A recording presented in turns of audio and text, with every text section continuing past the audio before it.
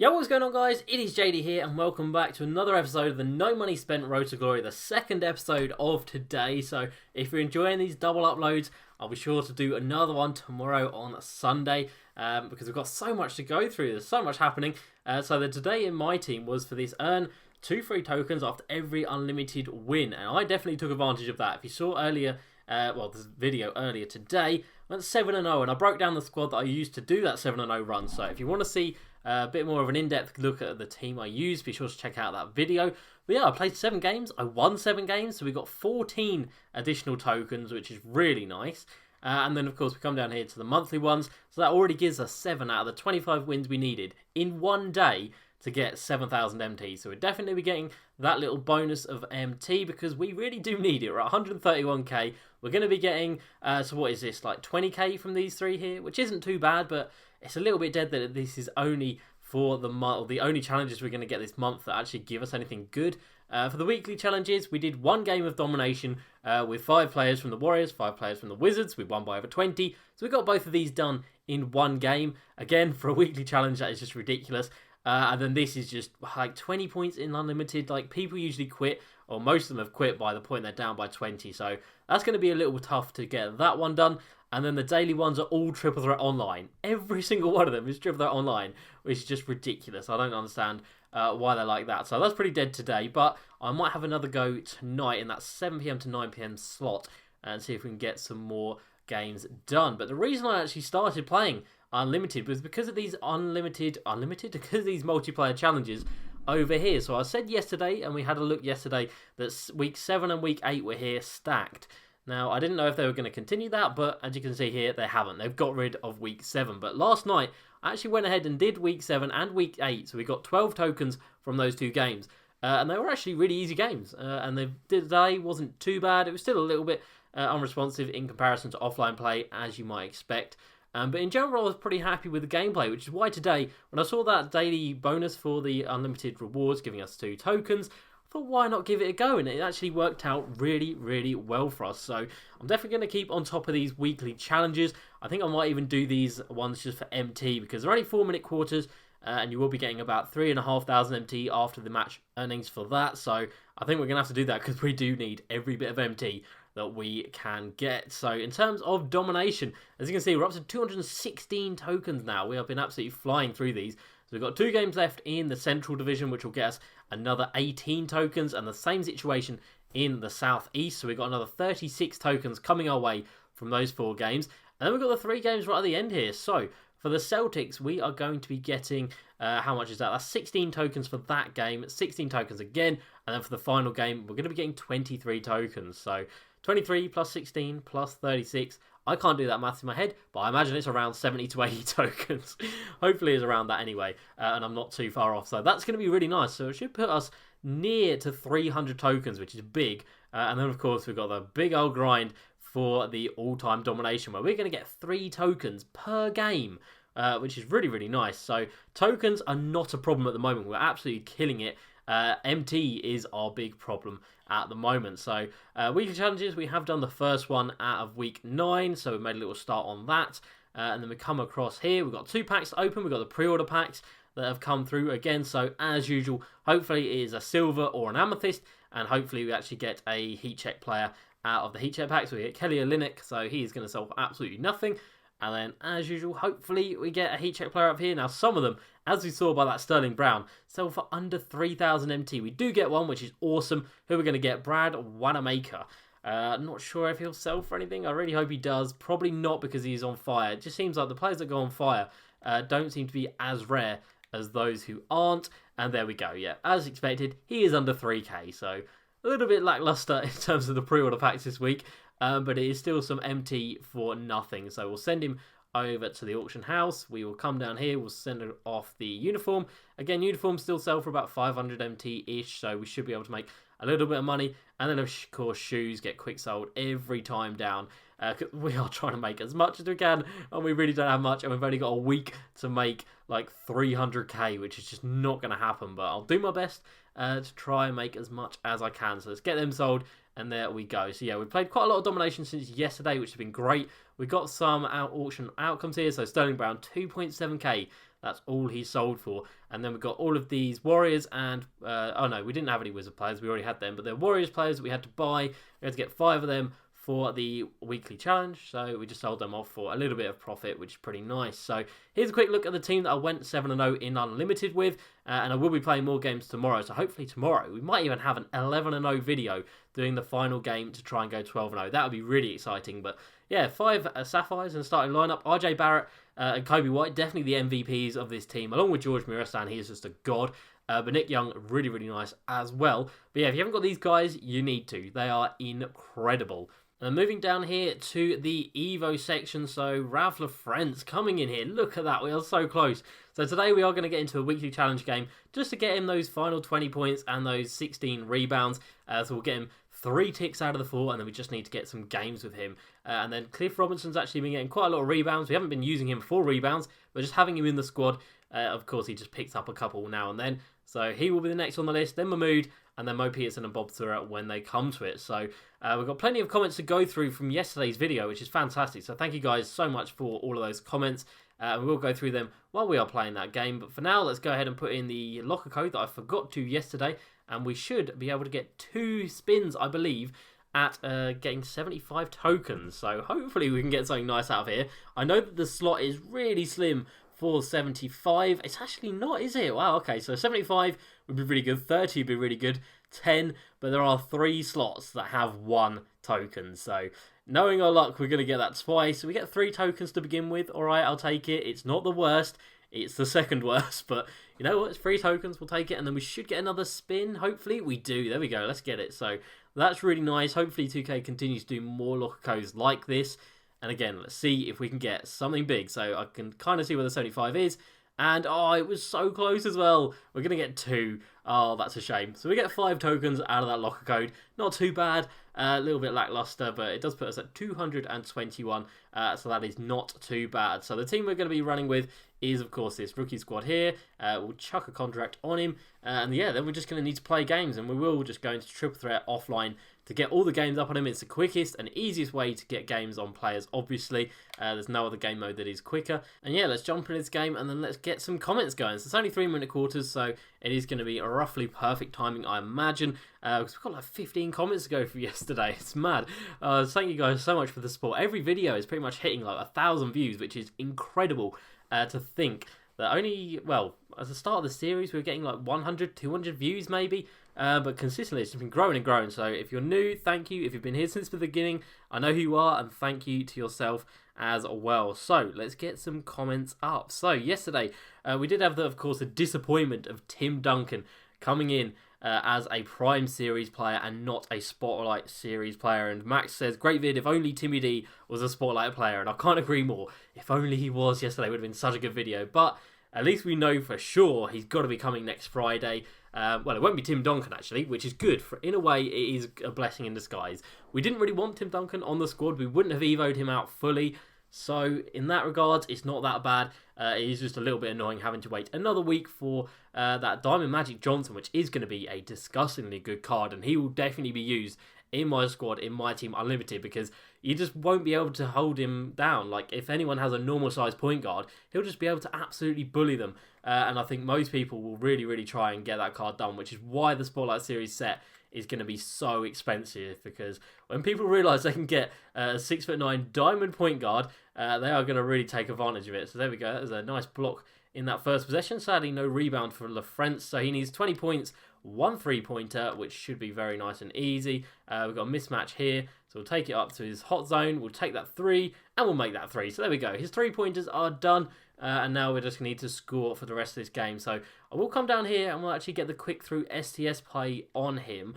So if you guys didn't know how to do this, obviously that's how you put it in. And then you can assign it to players. So you can assign it to who you want it to be running into the paint. And of course we want Lafrentz. So when that diagram changes, that point guard little spot there, that is going to be Lafrentz running down into the rim after that initial pass into the shooting guard. So it's so easy to do. And there was a comment from yesterday. Let me just find it real quick. So it's from Tom M, who said, I can't find quick through STS in play selection using Nick Nurse. Now, it doesn't matter what coach you're using, Tom. It doesn't matter what coach. It matters about your playbook. So you need the Nets playbook. And then, of course, you do. Yeah, come down here to play selection. And then you just pick it out from here. So that's how you do it. And the spot I put it in there means I can just tap L1 twice and it will come up straight away for me, which is great. There we go, that's the first rebound for Lafrentz, which is nice. And then here we go, I'll show you guys what it means. So press L1 once, press it twice, and that initiates the play. He is going to pass it in to Mahmood, and then he is going to run straight to the rim and get completely wide open every single time down. It's so easy. It's a little bit cheesy, not going to lie. And it is... yeah, it just gets boring after a while, obviously. But if you're evoing cards, it is the best way to do it because it is a guaranteed bucket every time down. We only need the 20 points with him, but we do need 14 rebounds. And there is 2 of them already. I have really enjoyed using this card, to be fair, but I am going to be very happy to sell him off. Mainly because we need so much MT, and he is going to sell for around 75k, I hope. He should sell for around that. The last time I checked, there was one that was 70k on an open bid, and it had a bid on it.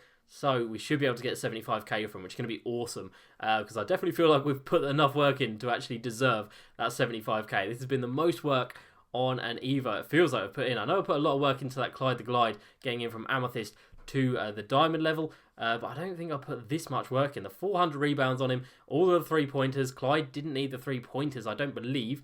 So yeah, this guy has been a different kettle of fish. But there we go. Some more easy points in there. Next up, we've got a comment from Lisa Ruth, back at it again in the comments. So thank you to you, Lisa. So just to read out this comment, it says, your vault luck is much better. I've played since the reset and got on 1000 MT once, and everything else is consumables in 90 to 100 games. God damn, that is some real bad luck. So we've definitely done better than that, which is nice. As we're going to jack up a 3 there, we're not going to get that one to full. But yeah, vault luck is very hit and miss. Like, you can get it loads, you can get it not at all. But I definitely think the best time to do it is, of course, when they are running those events, like we did in yesterday's video. Was it yesterday or a couple of videos ago, where it was a 2 times chance? What is his passing? I just wanted it to get to Ralph Lafrentz to do the play, but it just did not want to get there. Right, Lafrentz, come on, buddy. You can run inside and you can get that one to go just before the end of the quarter. Very nice indeed. Then we also had a comment from Mr. F. He says, what do you think they will release the final collection now that it is out of rhythm? So I think they will release it next Friday. I think they did just make us wait another week because they knew that everyone wanted that Magic Johnson and they wanted to build the hype a little bit more. Who do I think it's going to be is a completely different question. I have absolutely no idea who it could be. I know DVG did put out a video where he guessed quite a few, and one of his guesses was Tim Duncan. So he guessed the right player just for the wrong set. But yeah, as long as it's not a power forward, to be honest, I'll be happy with it. I'll definitely take a point guard for an Evo, or a centre, or a small forward. I don't think we've had many of them. So yeah, there's a lot of players that it could be. Obviously, it's going to be completely up in the air until they release that trailer on the Friday. But hopefully it is going to be someone good. Next up, we had a comment from Jacob Garrett. I hope I didn't butcher your name too much. And he said, play unlimited. And yeah, I've gone ahead and done that. So if you didn't check out earlier's video, Jacob, I went through my team and I won 7 games out of 7. As Lafrentz gets his takeover, so we'll start jacking up some threes. But yeah, 7-0, and I actually did really enjoy it as well. That was the main thing. I didn't want to play unlimited if I wasn't going to enjoy it, but I really did. Maybe I just enjoyed it because I was winning all the time. That definitely helps. But in terms of the gameplay, it wasn't actually too bad. I've made sure all 3 of my shooters don't have steady shooter on them, because I think that badge is just the bane of my team. I really do. It is horrendous. And if you have that on a player, you're going to instantly notice a big difference in open shots not going in, which is, of course, one of the most infuriating things this year. So I've made sure to make sure, yeah, that makes sense, to get all of my players without that badge. And I think that is one thing that's really helped out. Next up, we got a comment from Addison Kagan, and it says, my monthly challenges are win 60 games in Triple Threat online, which is ridiculous, for a gold, silver, ink ball, and 30 offline for another ball. Wow. Okay, so our monthly challenges are nowhere near as bad as yours, my friend. That is horrendous luck. Just for balls as well, and of course those balls just go into collections somewhere down the line, and eventually you'll get a fireball at the end of it, but you have to get every single ball from all of the agendas, which is completely random if they pop up or not. So you've got these in this month's monthly agenda, but you might never get them again. So that is ridiculous. If I were you, I probably wouldn't do it. 60 games in Triple Threat online, that's a bit of a grind. 30 in offline isn't too bad, but again, the prize is just completely irrelevant. Like, it's not tokens, it's not a pack, it's not MT, it's a ball. Like, that's so dead. So sorry to hear your luck on that is pretty bad. I feel less bad about my monthly rewards being the way they are. I just wish they'd give us something more to aim for. Like, the lifetime awards are great, but there's nothing really to grind for in terms of like games played or whatever. There is one for Triple Threat online, but even so, the rewards are pretty damn awful. So I wish they'd give us a little bit more, especially in these monthly and weekly challenges. I think there's so much potential there, and they're just not tapping into it in the right way. Next up, we have a comment from Toby Pfeiffer. I believe that's how you pronounce your name. Again, if I butcher anyone's name, I am sorry, but bear with me. And he says, I'm pretty sure the Opal Ray Allen is only 40 rated, so they don't reveal his ratings. Now, of course, 2K, MT Central, and 2K or MTDB, they do get the ratings of players before they are released. But of course, 2K just changed them willy-nilly anyway. Like the Baron Davis that was released yesterday, we didn't know his ratings, I don't think. But even when he was released, and then within a couple of hours they changed his ratings anyway, so 2K really do leave it to the last minute. But just as a placeholder, having him as a 40 rated bronze is kind of ridiculous. If a new player picks up this game and they like rip hundreds and hundreds of pounds of packs and they get thousands and thousands worth of MT, but they still don't really know about the game, and they see that guy as a reward, they're going to be so confused, and they're going to think that set is absolutely worthless, so they might just sell the player for cheap. So I do think it is pretty bad of them. You know, it's not the player you're going to be getting at the end of it, and everyone knows that, and it's clear to see as well. So I do think they should just update it to be a Galaxy Opal. I don't know why they'd keep it as a ruby, as a bronze. It is pretty stupid in my eyes, but I guess it could be to protect his ratings, but I doubt it, because we already know like the ratings of the guys at the top end of the collector level rewards. So the Dwayne Wade, the who else we have? Anthony Davis, and who else is there? I can't remember the last person, but there's 3 of them at the top end. It's Sabonis, there we go.